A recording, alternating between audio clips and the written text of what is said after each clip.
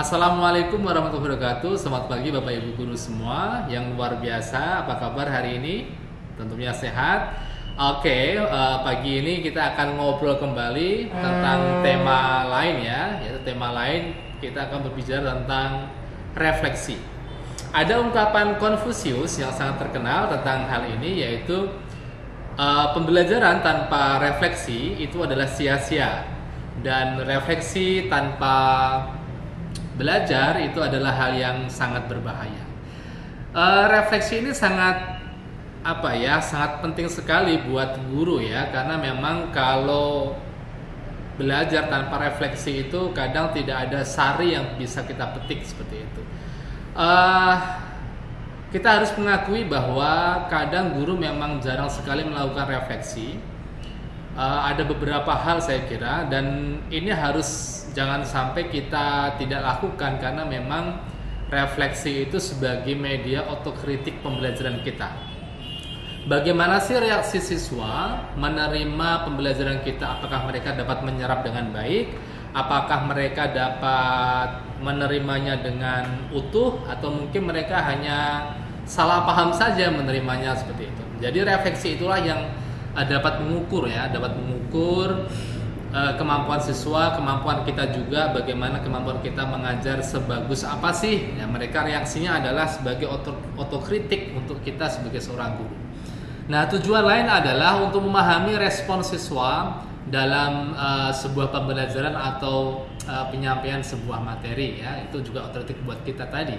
Terus yang kedua, hal yang lain adalah agar guru dapat memahami apa saja kelemahan atau kekurangan ya dari sebuah pembelajaran yang telah dipresentasikan di kelas. Jadi kadang kita kan ngasih metode-metode, terus mungkin kita kayaknya ini kurang pas deh, atau mungkin ini kurang cocok buat siswa, makanya kita bisa ambil itu dari sebuah refleksi. Terus mungkin hal yang lain tujuannya adalah memahami akurasi sebuah model. Nah, ini yang paling penting. Akurasi sebuah model, pendekatan, strategi, atau mungkin taktik atau metode pembelajaran yang telah kita implementasikan. Guru kan kadang membuat media pembelajaran atau mungkin cara-cara yang jitu bagaimana anak-anak bisa menerima seperti itu. Jadi kalau setiap hari itu ada refleksi, mungkin metode kurang ini kalau hari ini kurang pas bisa diterapkan, besok bisa berganti deh gitu ya. Jadi itu manfaatnya refleksi, tujuannya. Terus yang terakhir mungkin memahami apa saja keperluan dan kemauan dari siswa secara detail. Terus hal ini berfungsi agar guru bisa membuat pembelajaran yang lebih efektif dalam kesempatan selanjutnya seperti itu. Oke.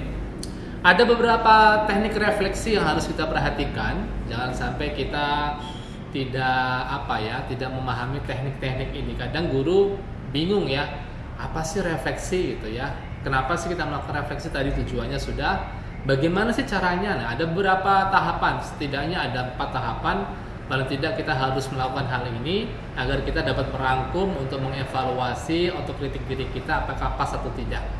Terus teknik yang pertama adalah peristiwa. Jadi coba panggil anak-anak untuk menceritakan peristiwa runtutan tadi dari awal sampai akhir. Kalau mereka masih sebagian besar bisa menceritakan dari apa yang kita ceritakan, berarti mereka sebagian besar sudah memahami dan sudah tahu apa yang kita sampaikan seperti itu ya.